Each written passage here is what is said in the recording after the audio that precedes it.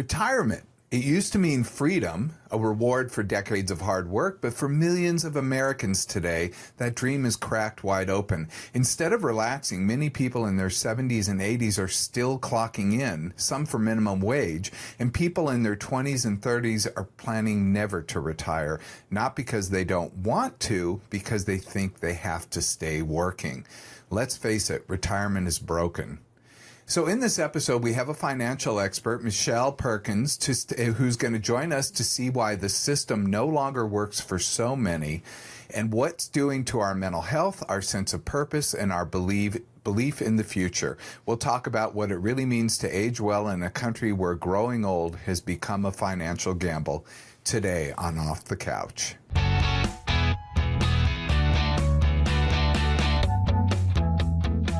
Welcome to Off the Couch with Dr. Greg for Psychology for Everyday Life. I'm Dr. Greg Cason, psychologist, here with producer Brian Gomez. Hey, how are you guys? Today I have a special guest. She's someone who used to do her show in the same studio as myself. So, I mean, she was always one of our favorite guests, and you actually have one of our highest views on YouTube for one of your shows.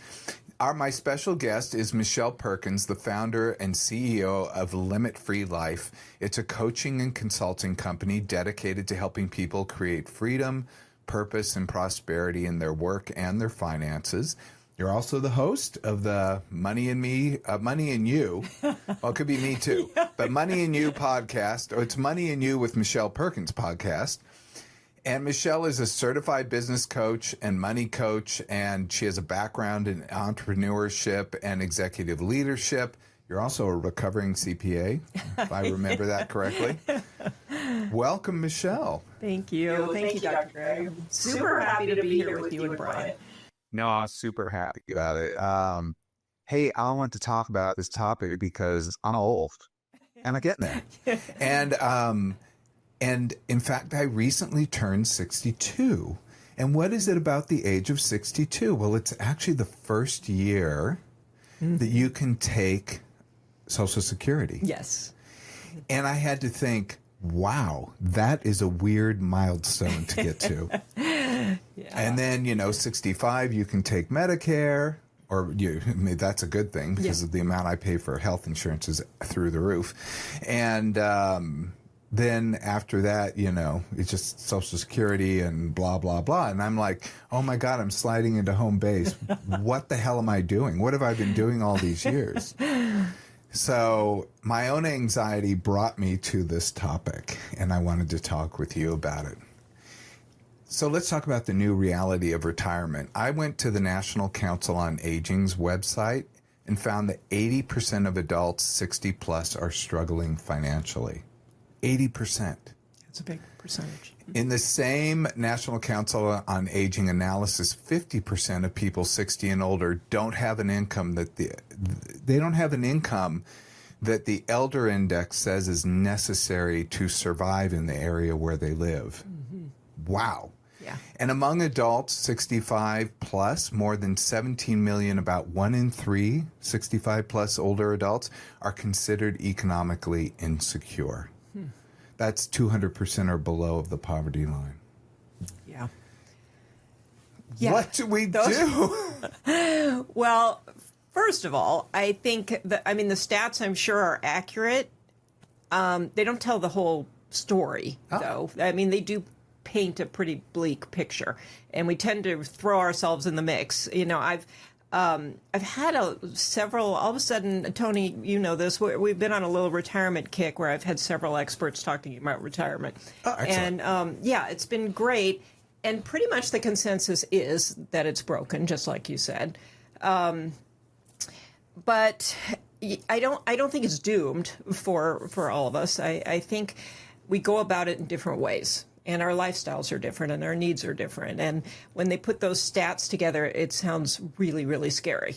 And while they're true, and there's a lot of work that people, need to do, awareness is important. Mm-hmm. And being aware of that, we can start paying more attention right now for, those of us who are not yet there, wherever there is anymore. I don't know, there could be Well, that's another topic, which we'll get to, which is where is the end of the road? Like, Yeah. what is retirement? Yeah. Because we used to think it was just like taking a big pension and going and smoking cigars and, I don't know, going to baseball games.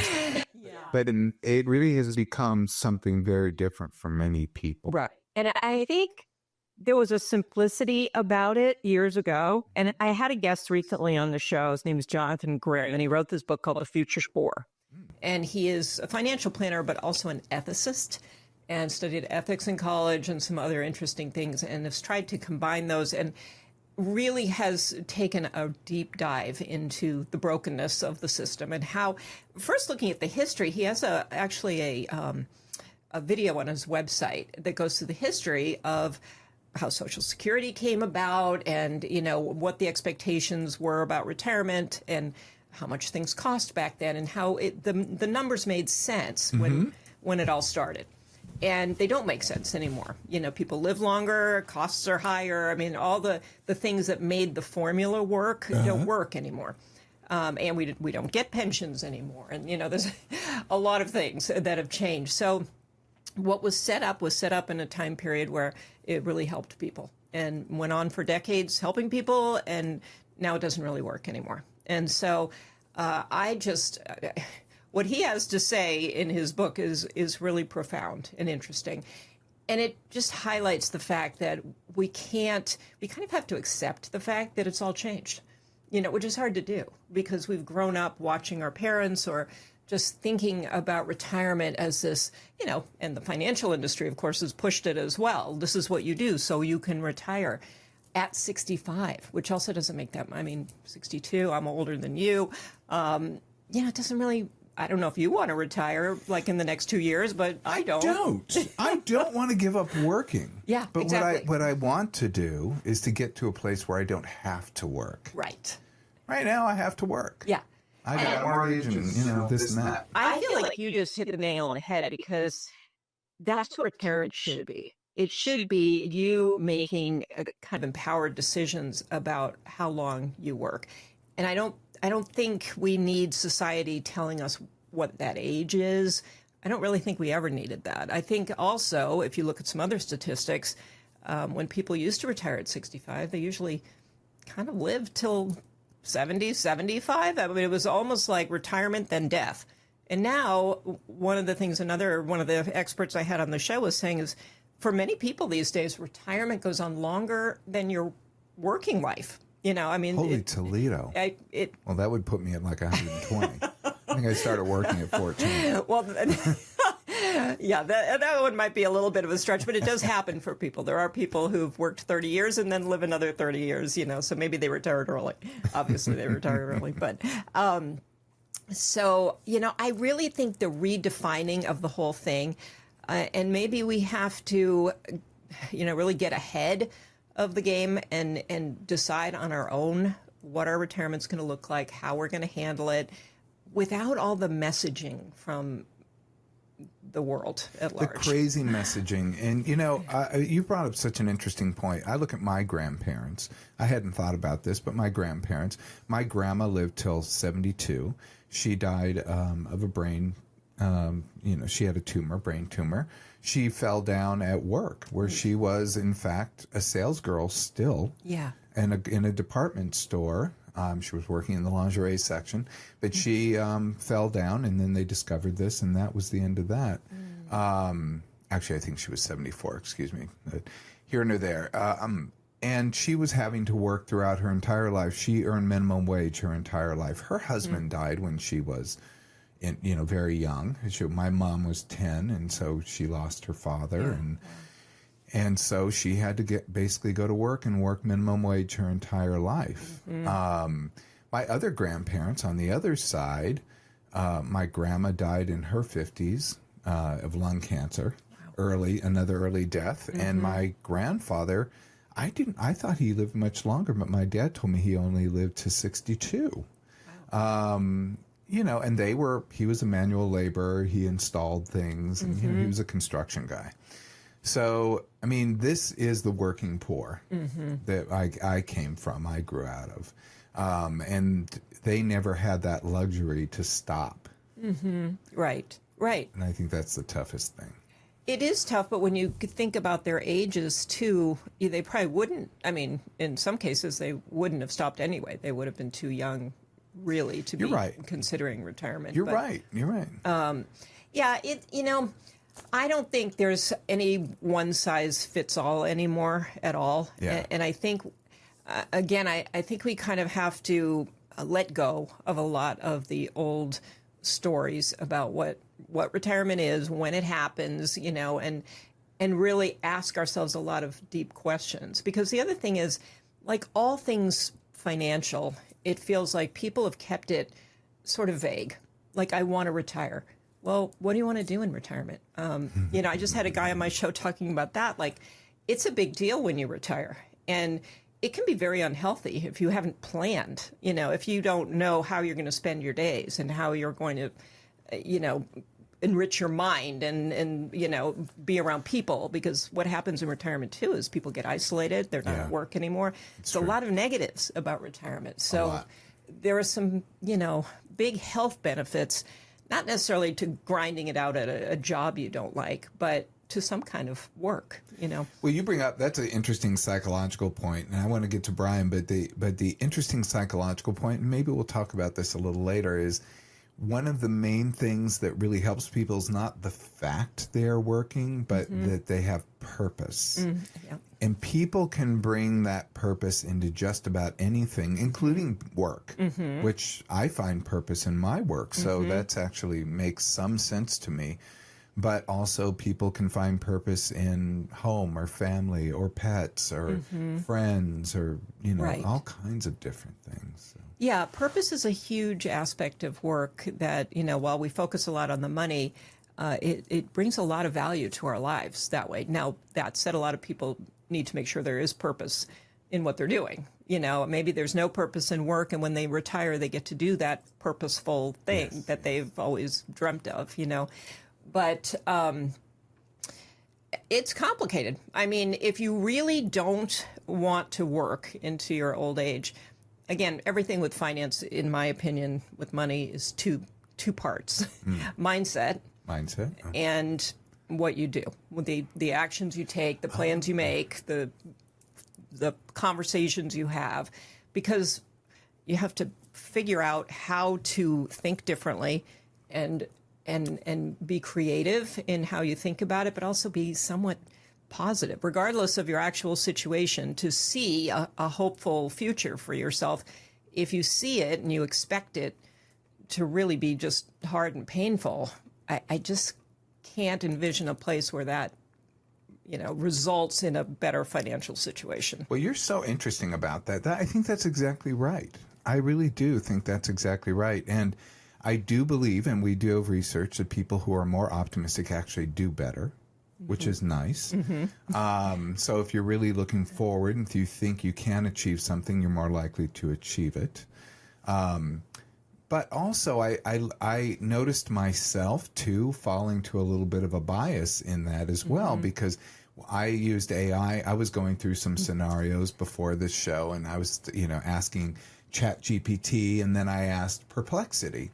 Now, what was interesting, Perplexity is another AI model, and I went into ChatGPT, and it's like, right on, you go. Here's the scoop. And I think I would prefer that.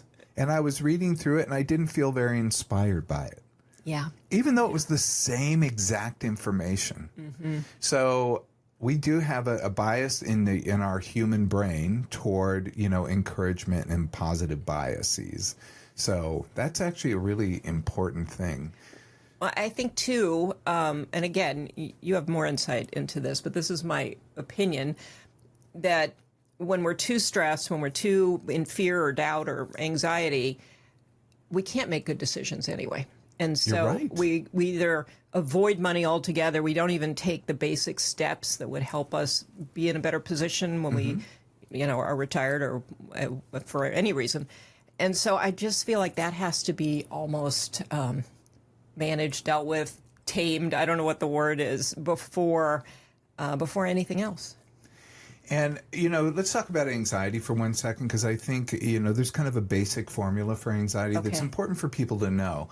That anxiety is sort of on top, on the bottom, our denominator is the threat. Mm-hmm.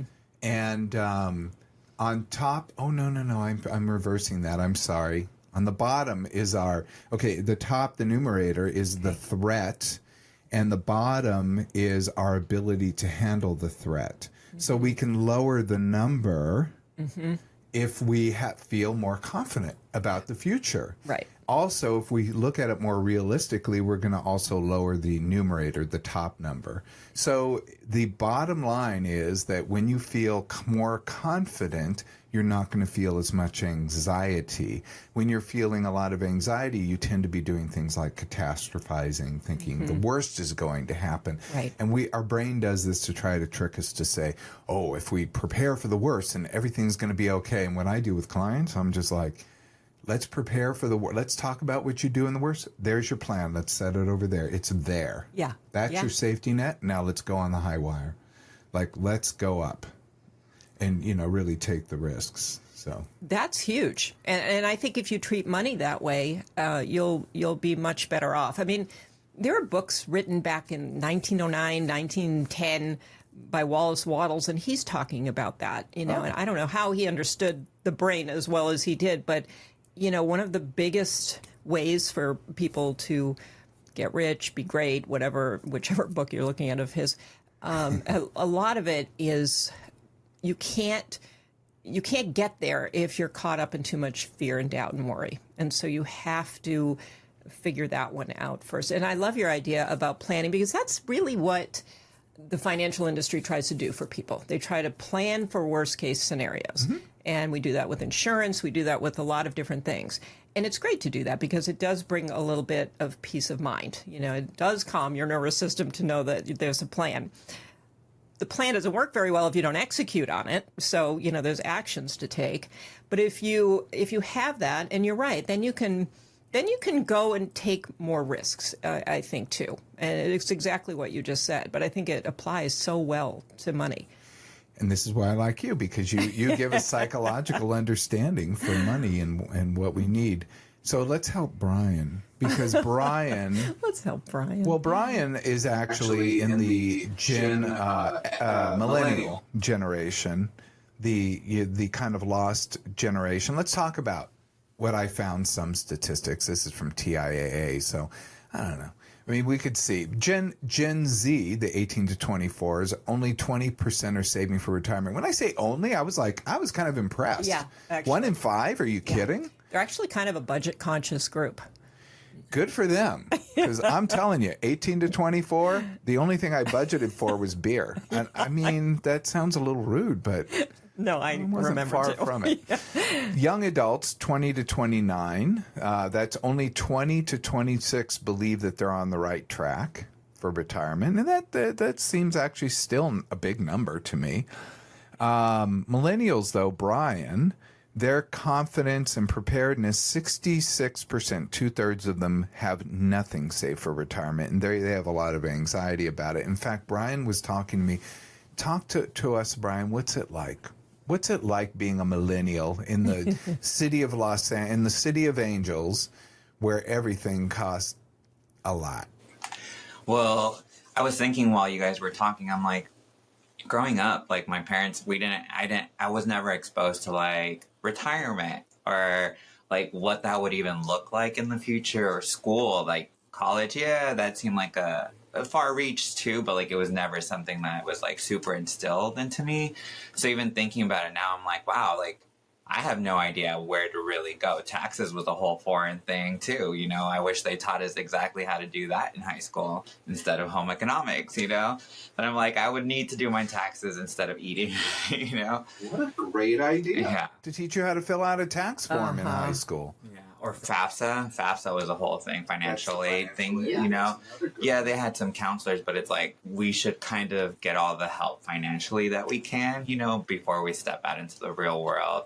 And like now, I feel like I'm in like a generation where like everybody's having to become an entrepreneur to survive, because the job market is sucking right now, and we kind of have like an attitude that we're not willing to work or like take pennies to like, you know, break our backs for companies that we've seen just throw away their employees like nothing because of what's happening either economically or like, you know, politically, or just there's so many factors that are throwing our lives kind of for a loop. And then the house market, that seems kind of like even more impossible to even attain. I at least have like the VA home loan that will help me up in the future, but I feel like for a lot of people, it's very not even in their vision board at this point, you know, just because everything's so expensive and we don't know where anything is going at this point in life. So it's like, I don't know. I feel like from my point of view, I never really saved or anything like that either. So saving seems a little like taboo almost, you know?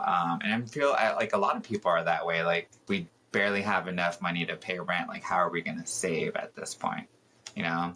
So at this, like, I feel like I'm having to work like 3 jobs to kind of just get by. And LA is expensive. Like, that's just what it is, you know? And I choose to live here. We all do because of how great the city is overall. But realistically, it's like, it's a whole new world, like you guys were mentioning. Everything's changed, so we don't really have like a blueprint from like what our parents were doing, or like, you know, investing into homes. Investing is a whole nother thing. It's like, yeah, you can gamble and maybe win, but like if you have the money to even gamble it. So it just feels like you guys said, it's chaos kind of financially for us on where to go from here. So I don't know. Expert right here, Brian. What?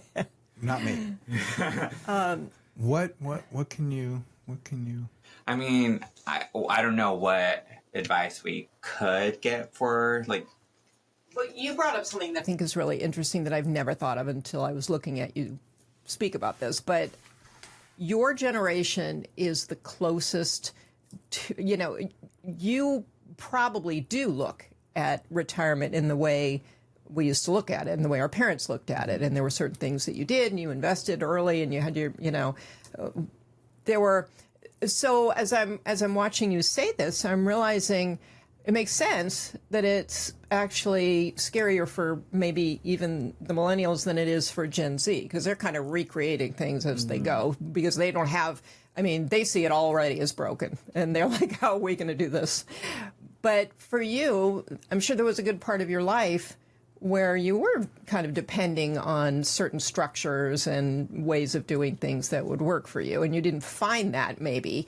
And so then it was like a shock at kind of a later time and a little more disappointment. I think when people are massively disappointed about how things are going, your inability to buy a house, for example, when that was the plan, you know, I think that paralyzes people a little bit too. There's that kind of sadness and disappointment, and you know, expectations don't look like they can be met. And so I guess I think it goes back to the psychological thing where it's kind of like, can't happen for me, you know, and then you feel really stuck. So I think, again, I always feel like people are just listening to me going, oh my God, please do not say this word again. But it goes back to mindset. No, and we like that. Rethinking how this could that go gives us some forward. hope. Because there's a lot of looking back. And I've really found this too as kind of watching my kids grow up.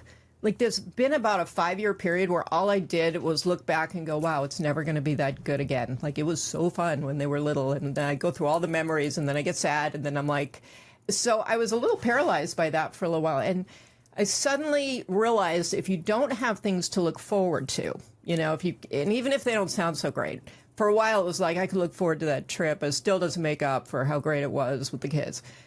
So I feel like kind of working through that whole empty nester thing is similar, in that I finally found a way to look ahead and think, okay, I think I can get excited about certain things I want to do. There's some books I want to write. There's some things I want to do. And suddenly it felt energizing again. And I feel like even with money, you know, when you have to kind of grieve the loss of what you thought was going to happen, then you can move on and frankly probably still make some of those things happen. But it takes a different outlook instead of a, you know, it just doesn't work that way anymore. It's not going to happen. It can happen. It is a perspective shift. And then, again, some strategizing about what can you do. I mean, as far as homes, it's really interesting. You brought up another great point. And I interrupt myself constantly, but I'm doing it again. You know, we do make certain choices. When we live in LA or New York, or we go to Erewhon for lunch, you know, whatever it is. I mean, some of these are my personal ones. There are things that we do that are counterproductive to some of the things that we say we want. So we have to be kind of honest with ourselves and balance that out. If you find you can't save, You probably can save something. You know, it might not be everything that you think you need. It won't be what your financial advisor says that you need, but it's still a lot of it's habit. And so if we can get in that habit. It's so hard when you're his age. I think. I know. Because I was, here I was. I mean, okay, so I think Brian and I share something in common, which I graduated into a recession. That was in the 80s. And it was, you know, greed was good, but not for all. And greed actually helped topple a lot of the economy, especially here in Southern California. And then Brian came out when we had the 2008 crash. Yeah. And that was another big thing in our society that set back a lot of things. So then it just becomes like you feel like you're on a hamster wheel. Yes. And like how much of your income goes to rent? 50, 60, 70% going to rent. You know, sometimes it's rent is the number one and everything else is just secondary. Yeah. Yeah, I agree. And I'm not trying to kind of, you know, blow over the impact emotionally about all of this at all. But I find, too, that people start improving their financial lives at any age. I mean, I know a lot of women who, you know, they're in their 60s. Maybe they got divorced late and suddenly they're kind of starting over, you know, and they didn't get much in the divorce. So it's not the financial, you know, world is it's a lot of ups and downs. I mean, it isn't a straight line, I don't think, really, for too many people. I mean, there are a few out there, but for most people, there's the cycles and the ups and downs. And so you have to continually adjust and rethink and start over in some cases. No, I agree with that 100%. I feel like Dr. Greg has seen me struggle the last year since I got laid off from my other job, that I thought it was going to be so easy for me to get any type of job coming out of that, you know, because I've never struggled before with getting a job or even applying for a job. They were kind of just handed to me from whenever I needed or wanted a job, you know? So that was a big rude awakening for me, that I was like, oh, this isn't happening from multiple different like avenues that I was trying to get employed anywhere, that I did have to shift and try different things, try different projects, reach out to different people. And it's barely now just like, okay, finally it's flowing, and I can feel it's got some momentum now, you know, but it wasn't easy. And I always told you how I was kind of surprised with how well-ish I was handling it from what had happened, that I'm like, wow, I like lost all sorts of income. Like, it was a big rude awakening for me that I had to pivot and try as many things as possible job-wise to land me where I am now, you know, and finally like, oh, okay, I can finally, you know, I feel like I'm swimming out of the water now, you know, but it is, I mean, it's different, you know, but your mentality is like the biggest thing, like you said. Like, if I would have just given up, or I don't think I would have found, and it's stuff I'm enjoying doing too. On top of that, you know, it would have been retail and I would have hated it or something, you know, but now I'm like working on actual projects and I'm seeing the stuff that I like come to fruition, you know? Well, and that's a beautiful point too, because maybe if you now like what you're doing enough, it won't matter to you if you have to work an extra 5-10 years at this. You might, you know, that. So Good point. I think looking at careers, you know, we have to look at retirement differently, but we have to look at the career, and this is how my company started, is career coaching. And I didn't like the way careers were built and developed long before this. And that's why, having worked in the corporate world and seeing kind of how people made decisions about what to do, and it was out of kind of more of a scarcity mindset. You know, I have to do this because it's the only thing out there that makes money, or I have to do this because other careers are, you know, something wrong with them. And I didn't like that because most of the people I worked with were unhappy. So what you're saying, I think you're bringing up a great point, and I've worked with a lot of people lately who are sort of, maybe they've lost their job, so they're applying for new jobs, but it's kind of half-hearted. Like they also have these other things they want to do. So they're still applying, they're still interviewing, they're still building something else on the side. And the way I see it is at some point you'll either get something and that'll maybe, you know, help fund the other project, or you'll just love it and you'll just put all your time in. But I feel like we get to decide along the way now.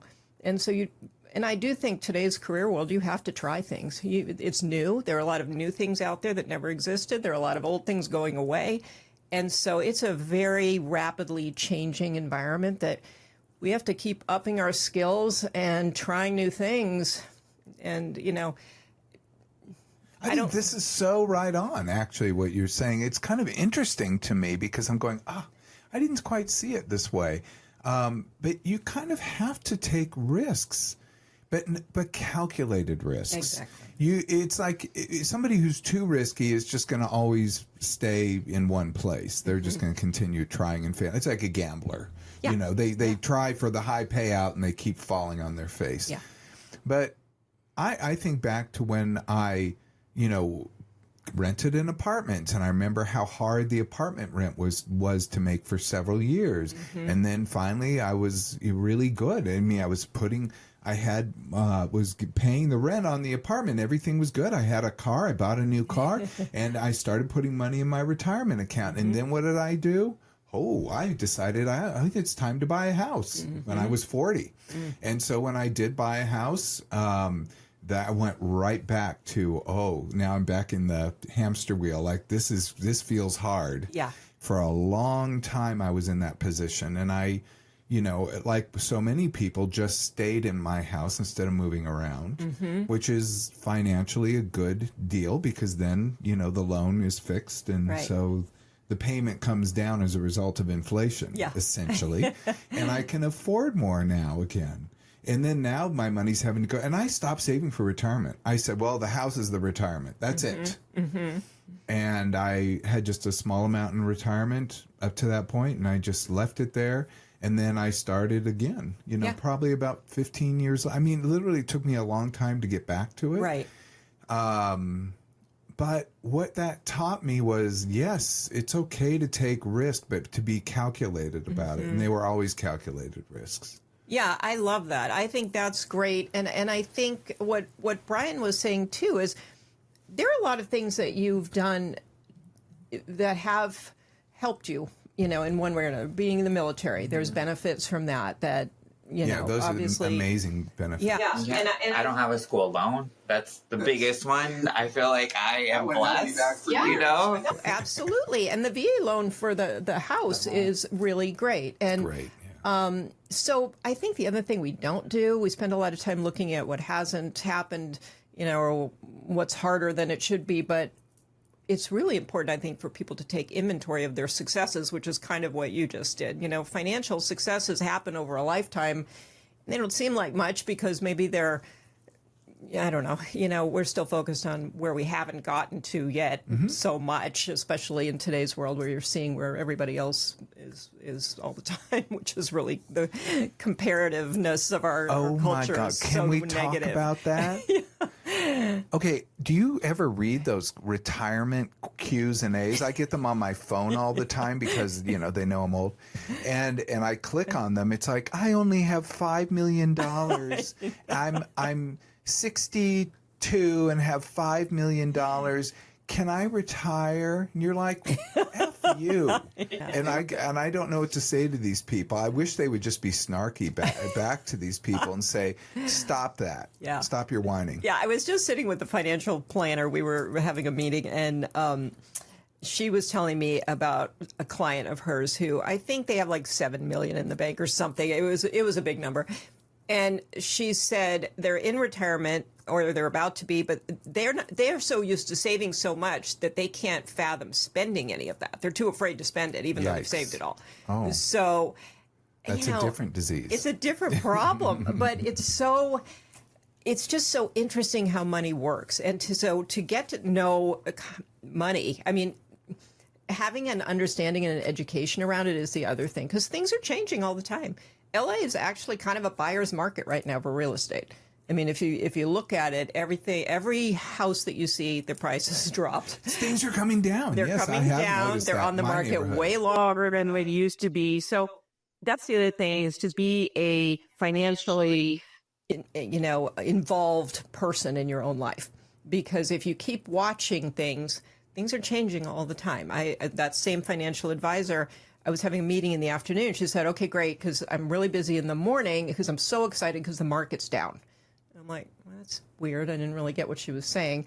And but in her mind, the market was down, so she was going through her whole client base, buying stuff for them. And I thought that is so interesting. She was as excited as you could get because she was going to get all these deals. But she's involved with money and she's thinking about it. And if we all could elevate a little bit on that front, I think we can take advantage of, certain situations. We can maximize other situations, even just being in touch with what we're spending. One of the most basic things around. But most of us aren't. I'm not either. I mean, I look at my American Express every month and go, yeah, there's like 10 things on there I should get rid of.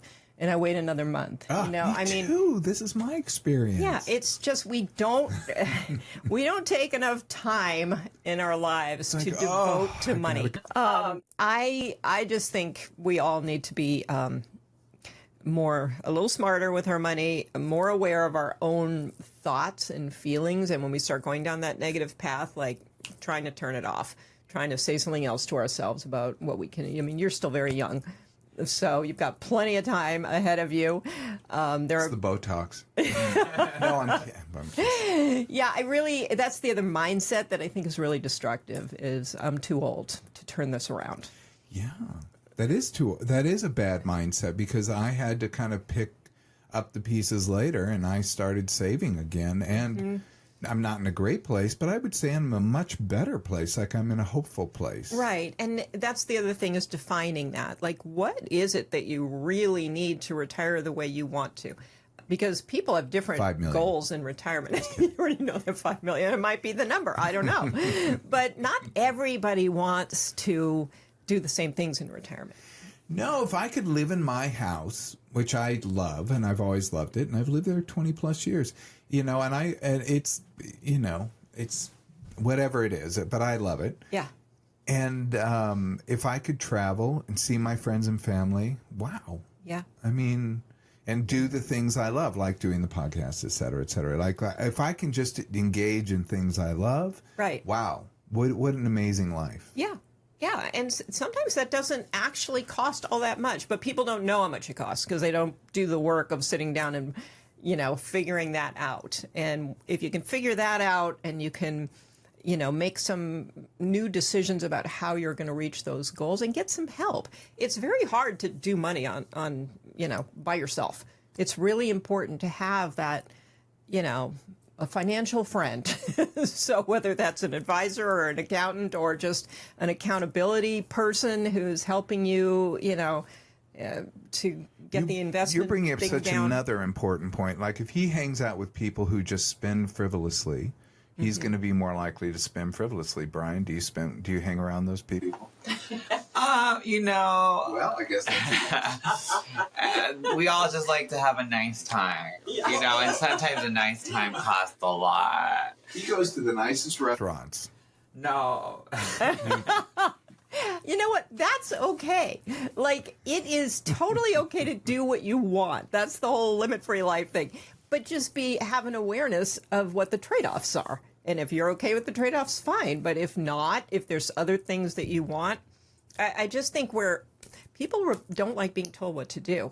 That's a brain thing that I read about. Like, if you tell people what to do, they almost automatically They rebel against it. And I don't know the science behind that, but it's a thing. And so there are some people who are just sabotaging themselves in a way because they don't want to be told stop doing this or start doing this. And I just think it comes down to more understanding of what we're doing and why, and tailoring what that. it is you want. And what it is you like want. the want is the carrot that we're all going toward. Yeah.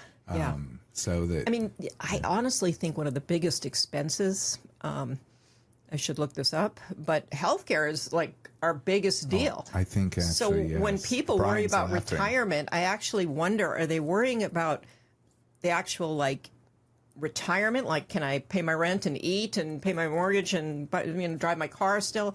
Or are they really in the back of their mind worrying like, how am I going to handle a fall or something else, that might come up? What is it? Where are you with healthcare? Well, that's what I was gonna tell you guys. I'm like, I totally forgot about healthcare. Like, since I got laid off and everything, I was like, whatever, I'm healthy. Like, and you hearing you guys say that, I'm like, oh, snaps! If something was to happen, even if I'm at the gym and I tweak my back or something, I break something, I'm like, oh, I don't have health insurance. Too, and I feel like usually we'd never had this before Affordable Care Act, or what people called Obamacare, which is to actually have subsidies to help pay for premiums, and that we actually had these programs you could actually get and not be redlined out of because you had diabetes or Right. or high blood pressure. Right.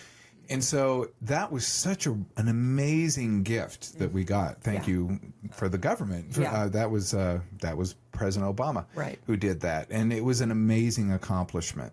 But now things are going backwards in a very significant way, and it worries me because as of next year, with the first of the year, there are no more subsidy payments. So they're not. Well, that's what the Democrats shut down. Yeah. They didn't shut down the government. They just basically said, we're not voting for it unless you That's right. replace you bring those back. Yeah, because they have a big awareness of how many people are going to have no health care and what that means. I mean, it's, And most of them are in red states, so it was kind of an interesting political move. Yeah. They're basically saying, we don't care who it's for. Mm-hmm. We want to just give it because people need this. Right. And that's, I think, the exact right attitude. Yeah, I agree with you, and I think healthcare is, if there's something financially probably to be afraid of, it's that because can working, bankrupt you. maybe you don't have enough in retirement, you can work.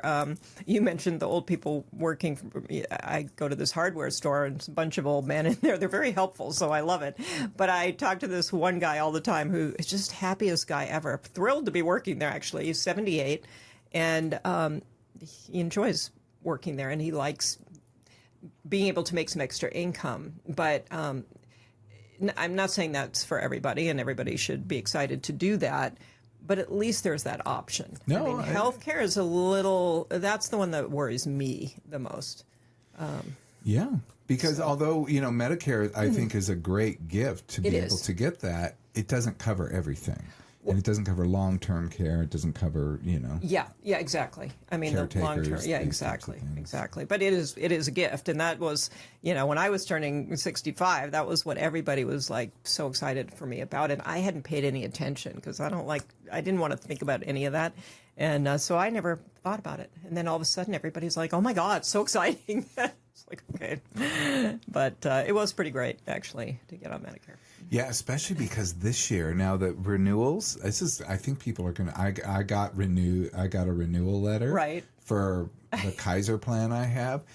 They increased the fee, and I'm like, okay, that's not so bad. But then I looked at the terms of the contract, and I'm like, oh, they made it much harder to get care. Like it has something like a $6,000 deductible, Yeah, and then, yeah. there's all this stuff that's going to be a barrier to care. Yeah. And I'm like, how does the average person survive with this and not getting any financial assistance? Because the plan I have, I think it's going to be $1,100 a month. Mm-hmm.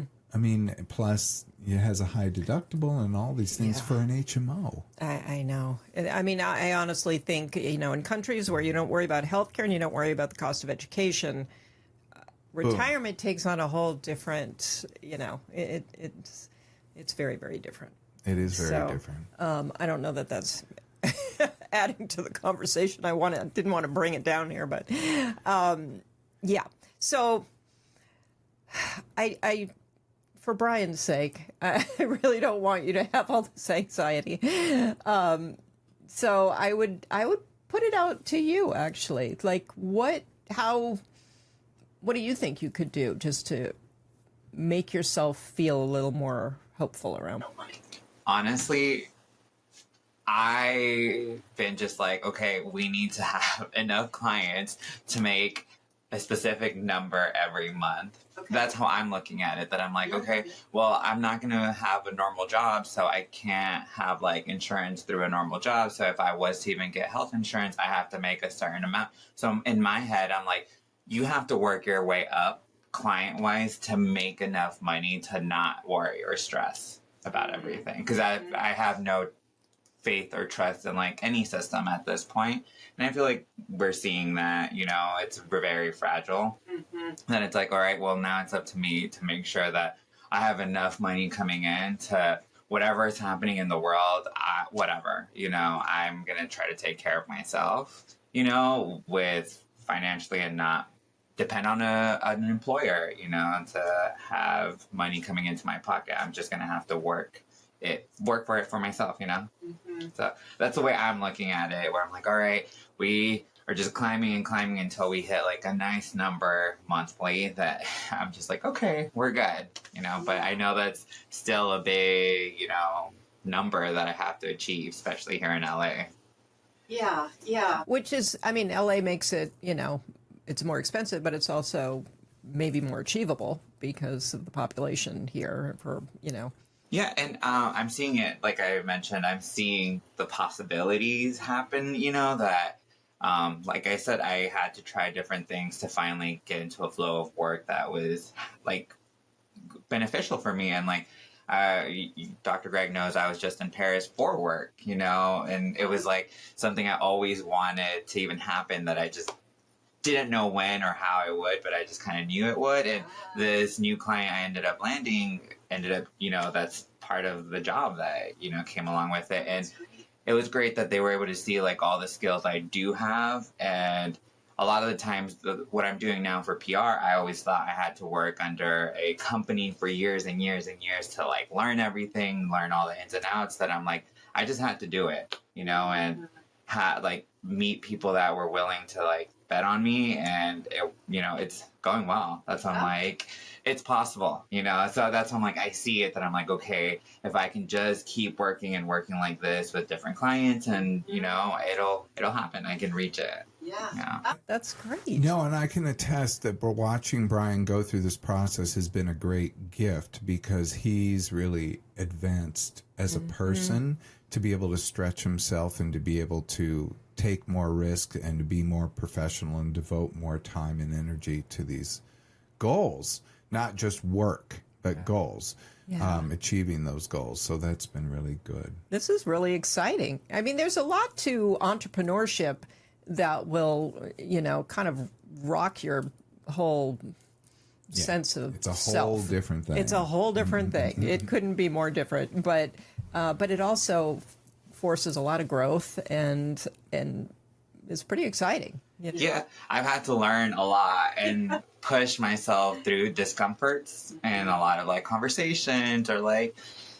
talks with different clients or booking certain gigs for another client. That also I've thought about you a lot, that it's like when quoting people specific numbers for like a catering event for like a company I work with, I've had to get out of my mind where I'm like, oh my God, $4,000 for like 2 hours of an oyster bar. That's like a lot, you know, but it's like, some people, it's not a lot. It's very doable, you know, that it's like, I'm having to change the way I think. And also with clients that I get, that I'm like, oh my God, like people are willing to pay $3,000 a month, like on a retainer to like, you know, it's not that big of a number that sometimes when you've never dealt with it or worked with it, it does seem scary. It does seem too much to like, pitch for your services, that I heard that on a podcast too about that. It's like, you have to change the way you think about it, because there's companies that you're going to work with and they're going to have a $40,000 budget to work with, compared to somebody that works with $1,000 budget, and that's a big thing that you will undersell yourself for that. Yeah.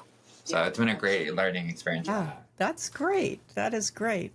And that's part of leveling your mindset too, because when you see these numbers differently, that affects your whole personal life as well, how you're looking at, certain numbers. We have mindsets and set points around things. This is too much and this is not enough. And we can shift all those. I mean, it doesn't feel like it in the moment, but as we work with bigger and bigger numbers, they take on a different meaning, So Brian, I did some, and Michelle, I did some research into who makes the best savers psychologically. And it wasn't such a surprise. Best savers psychologically are high in conscientiousness. These are the planners, the organizers, the people who follow rules, the people who stop at stop signs. They're very conscientious about how things work. And they're also low in neuroticism, so I guess I'm out. But but basically, those are the people that they can roll with the punches. Like when the stock market goes down, they're not going to be as bothered by it. And so the people who can roll with the punches and who are also diligent planners are the people who do the very best. They automate, they plan, they resist emotional decisions. Yeah, that's great. And the emotional decisions. We're always making emotional decisions with money. So because money stands for other things. It doesn't mean security, things. freedom. Status, power. It stands for other things. Yeah. But that's all societal.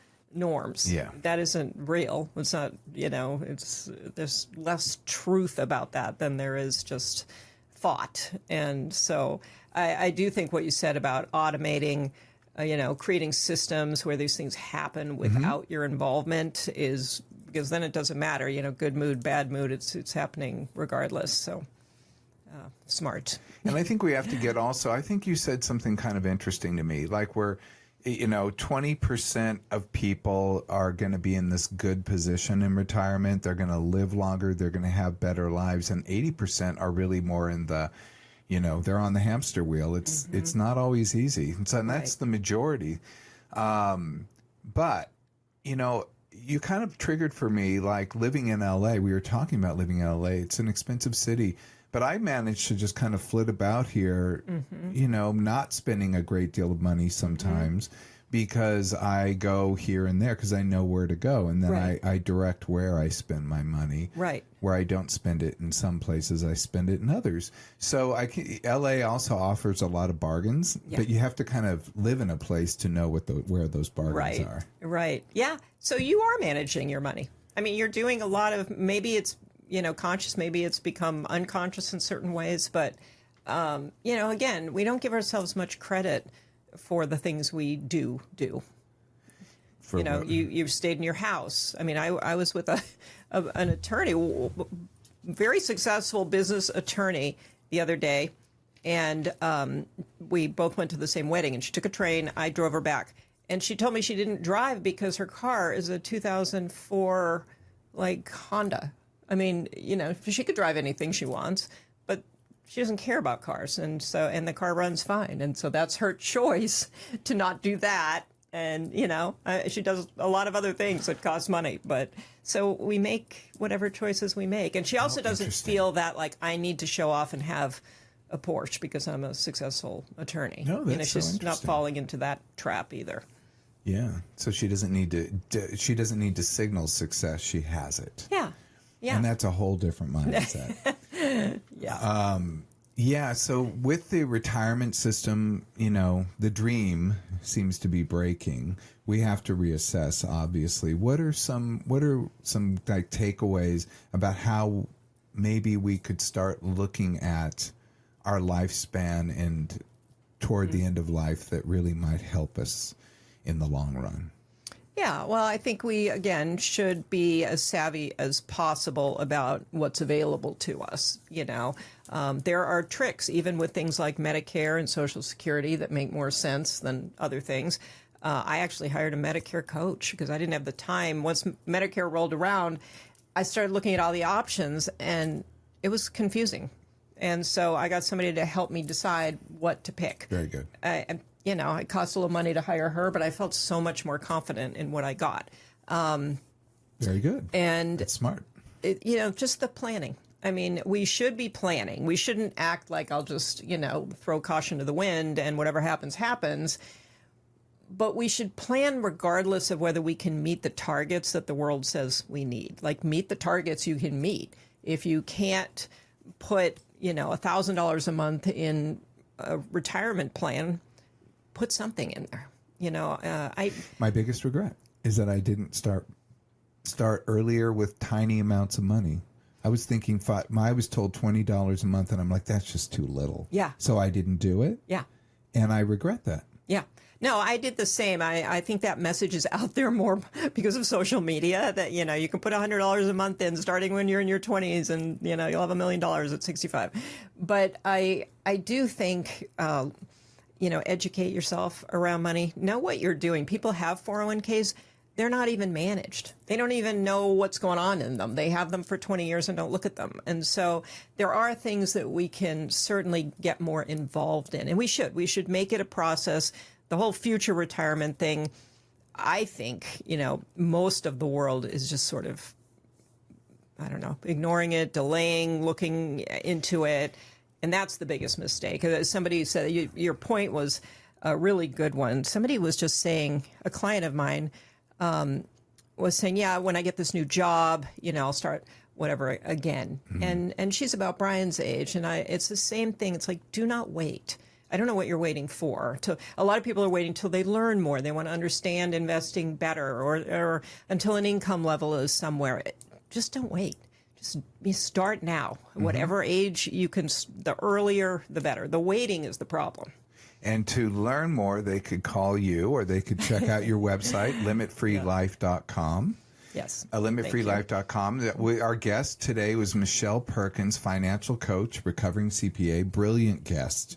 Thank you so much for being here. Check out Michelle's website. Also, her podcast, Money and You with Michelle Perkins, on all of the podcast providers. Hey, thank you so much for being here, Michelle. Thank you. Well, I so appreciate it. I love talking to you guys. It's always so much fun. Yeah, I mean, we love you, so it's mutual.